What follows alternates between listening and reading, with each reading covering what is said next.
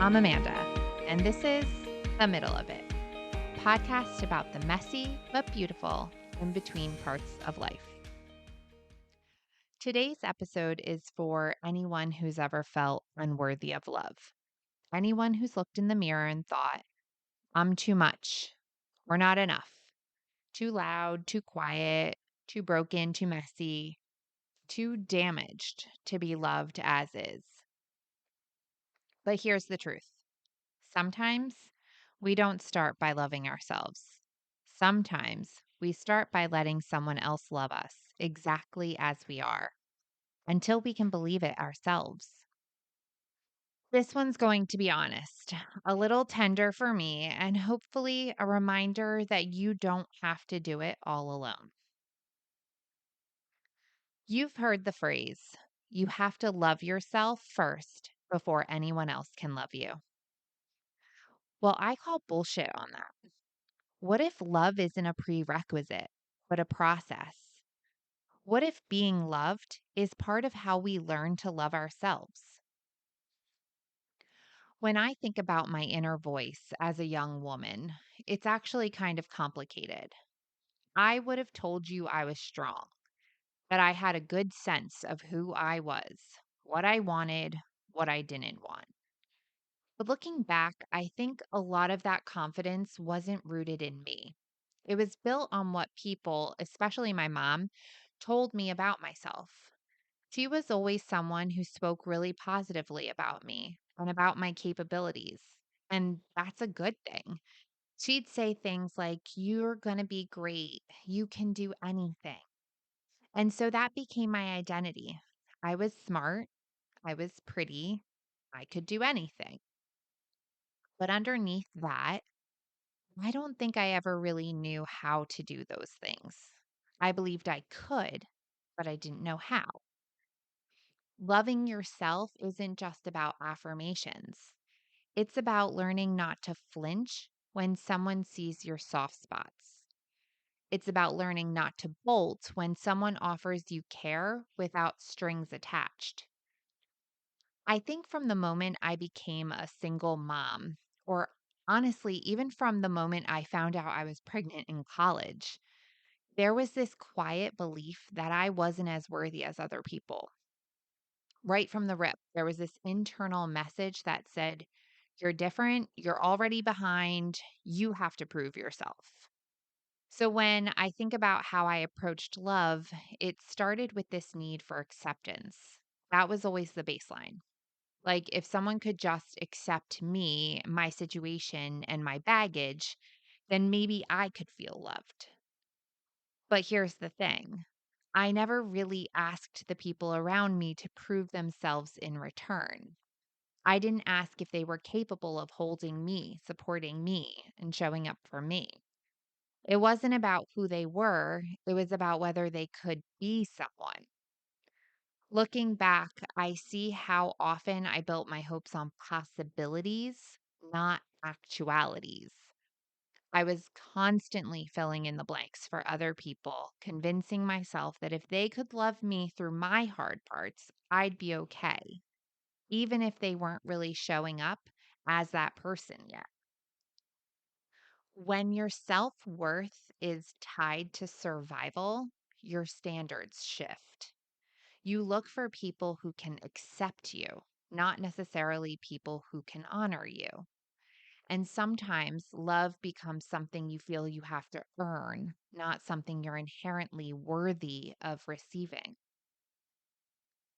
This is the part no one wants to admit. Sometimes you have to let others love you before you feel like you deserve it. Sometimes the people around you will hold up a mirror that reflects something beautiful back at you, and your first instinct will be to look away. But if you don't flinch, if you stay, you might start to see it too. I want to be really clear about something here. When I say let people love you until you can love yourself, I don't mean going out and dating a bunch of people and being emotionally dependent on romantic partners. I'm talking about something else entirely. I'm talking about the kind of woman to woman love that doesn't get enough credit, the kind that isn't transactional or performative, the kind that says, I see you and I love you. I believe in you, even when you don't. I have one best friend in particular who did this for me. She gave me a gift once. I still have it in a memory box and I definitely need to get it because I can't remember exactly what it said, but it was something about that I was the hero because I had to be. And I remember just crying because that was the first time I felt fully seen. She didn't just recognize what I was going through.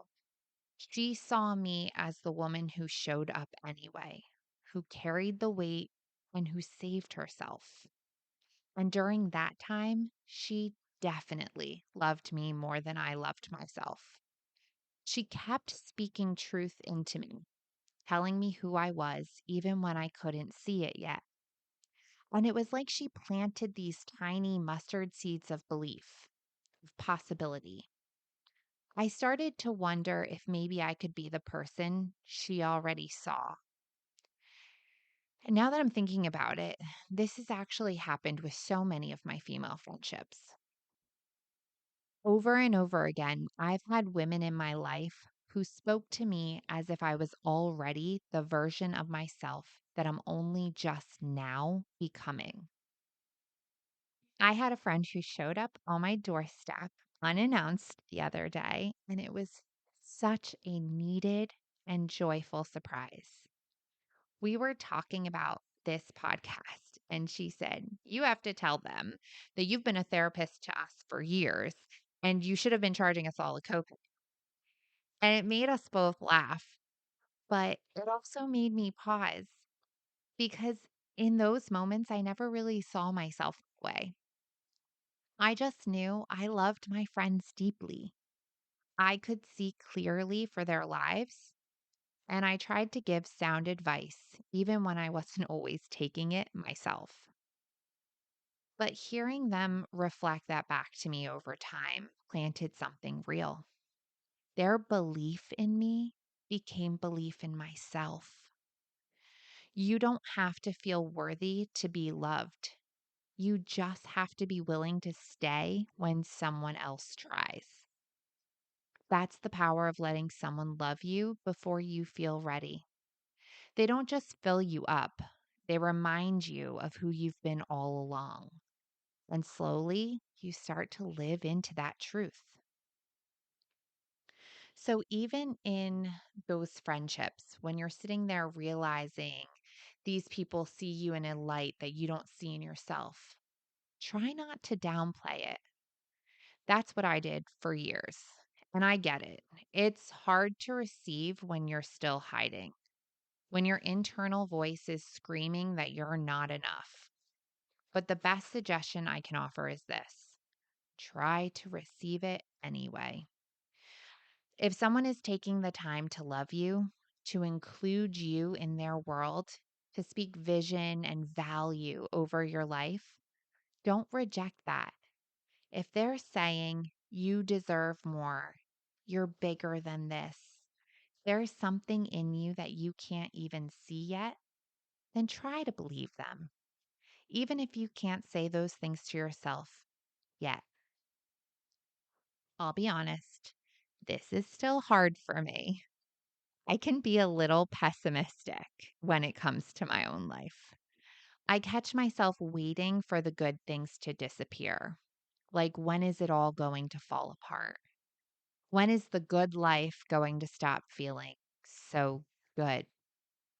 And so I've started practicing something that I don't even fully believe yet, but I'm doing it. I say, this is going to be beautiful.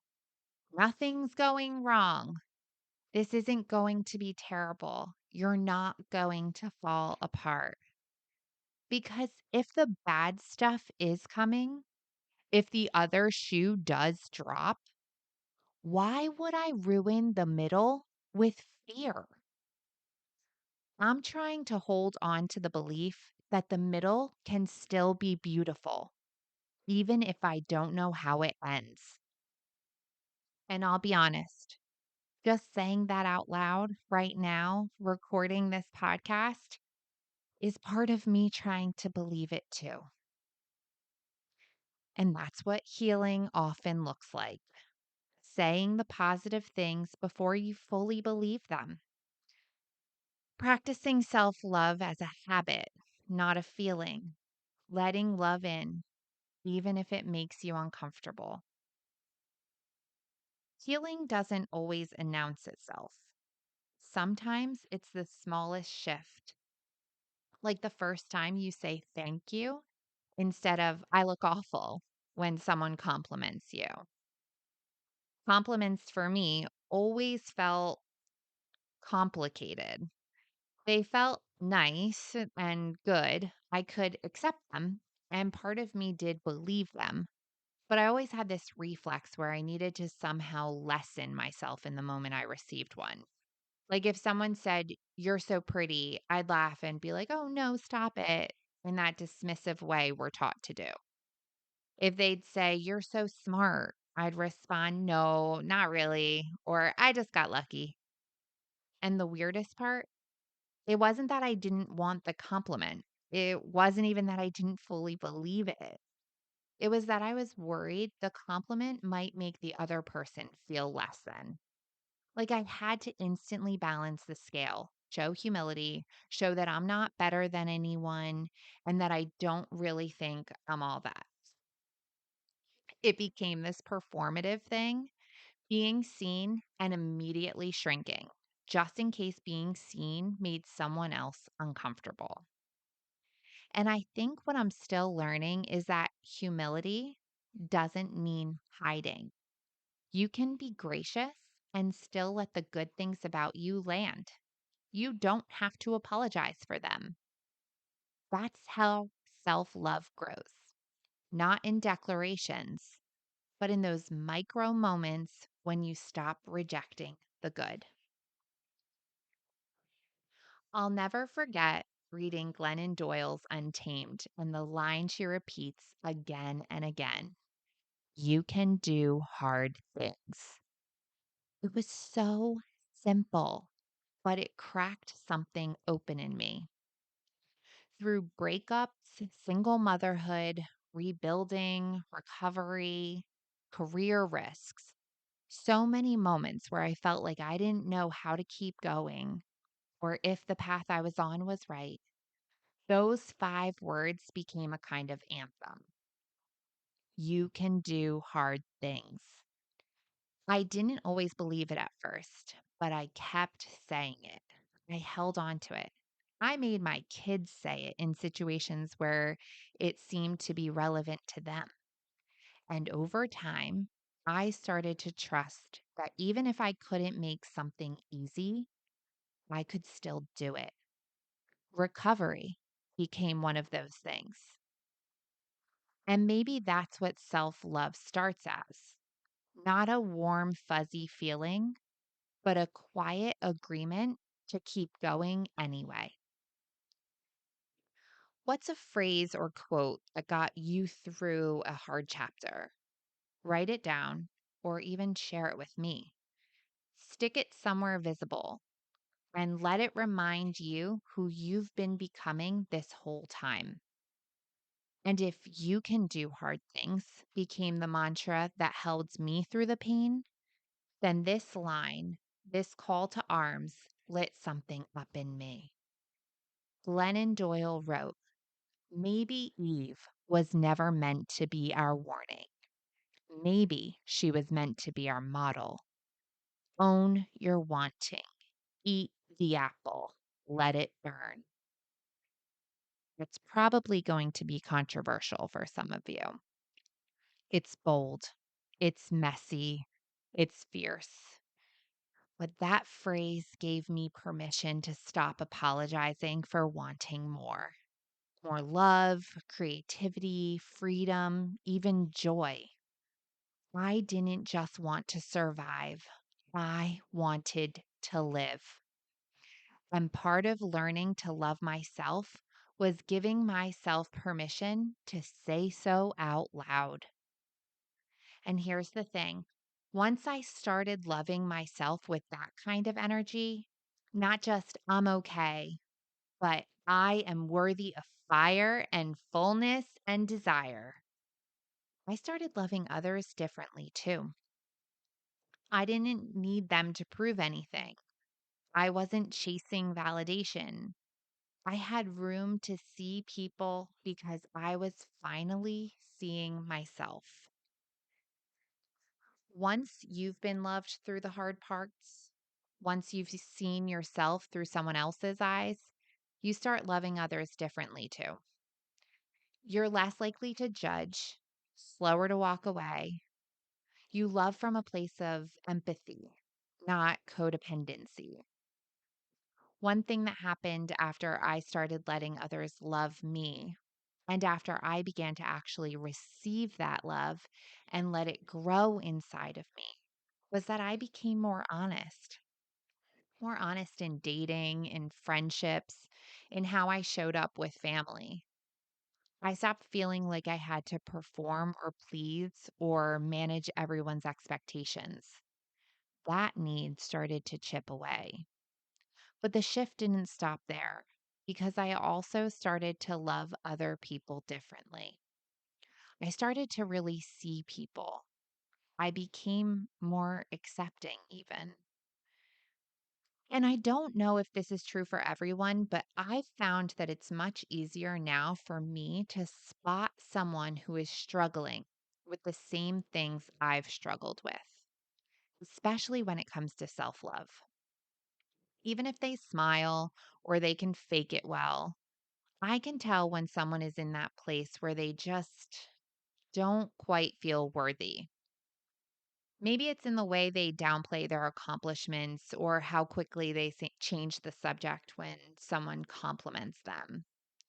Maybe it's even in the way they hustle for validation in a room full of people who already adore them. I recognize it because I was that person.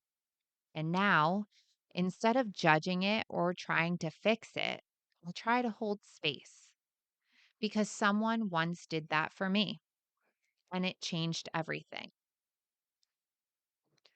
When you've been loved in your messiest moments, it rewires how you offer love to others. You stop needing to be the hero in every room, and you start seeing the quiet ways we're all just trying to hold it together. It also made me more empathetic in ways I didn't expect, especially when it comes to my kids. My daughter has a couple friends who've really gone through it, and their parents are struggling in very real ways too. I won't go into any detail out of respect for them. The point is, there's a lot of pain there and a lot of things happening behind the scenes. And while I still have to stay vigilant as a parent, watching my kids and what they're exposed to, what they know, how it affects them, I found myself loving these girls differently than I would have years ago, loving them with more softness, loving them through their mess. And I think that's because I see them now, not as kids who could possibly be trouble or too much in the future, but as kids trying to survive pain they didn't ask for.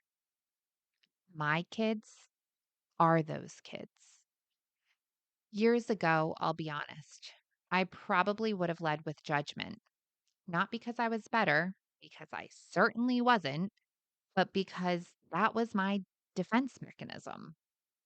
It was easier to look for the speck in someone else's eye than to deal with the log in my own. That kind of judgment was a way to protect myself from facing the parts of me I hadn't healed yet.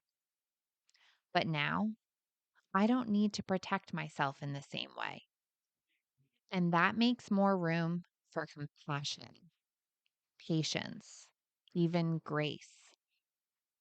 Self love doesn't just change who you love, it changes how you love with less fear, with less control, and with way more room for truth. This is the middle of it. So let's continue to practice honesty. No one arrives with perfect self love. No one finishes this journey with a gold star and a mirror full of daily affirmations that never waver. Loving yourself is something you have to practice over and over again. Some days you'll fall back into old patterns, like you'll question your worth again. You're going to want to run from the mirror, from connection, from being seen. And that's okay. You just need to come back to what you know. If this podcast resonated with you today, share it with someone. Maybe save it so that when you're struggling of remembering who you are or loving yourself, you can be reminded. If no one has told you lately, you are worth loving, even when it's hard, even when you're healing, even when you're still in the middle of it. Let this be your reminder. Let people love you until you can love yourself. Then let yourself love others the same way. Until next time, keep going.